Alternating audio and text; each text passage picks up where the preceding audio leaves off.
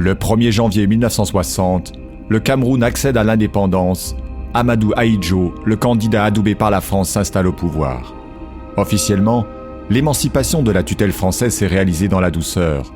Depuis plusieurs années pourtant, Paris livre un combat sans merci aux indépendantistes qui ont refusé les compromis avec la métropole.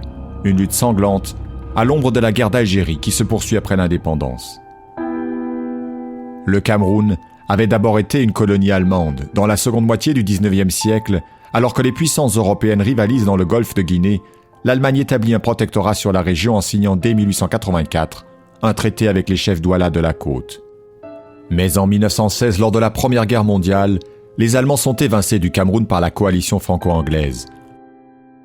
La conférence de paix de Versailles entérine un partage du pays, la Société des Nations confiant le mandat sur la partie orientale à la France et celui sur la bande occidentale à l'Angleterre.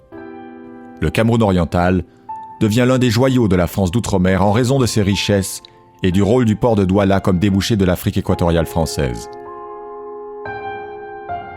Les premières revendications pour l'indépendance s'expriment très tôt, au sortir de la Deuxième Guerre mondiale, et l'UPC, le parti de l'Union des populations du Cameroun, s'en fait le porte-parole.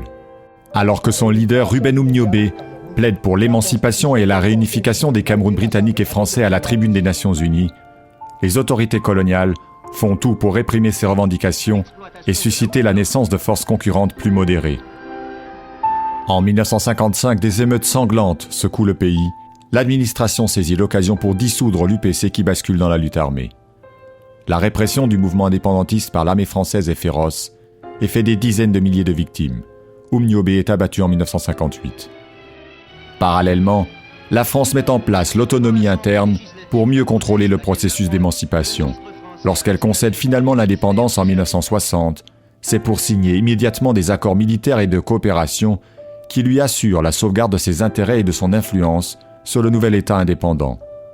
Un an plus tard, un plébiscite conduit la partie nord du Cameroun britannique à rejoindre le Nigeria et le sud à s'unir au Cameroun français de Amadou Ahidjo pour former une république fédérale. Pendant ce temps, l'UPC floué de son indépendance a repris la lutte armée dans les forêts.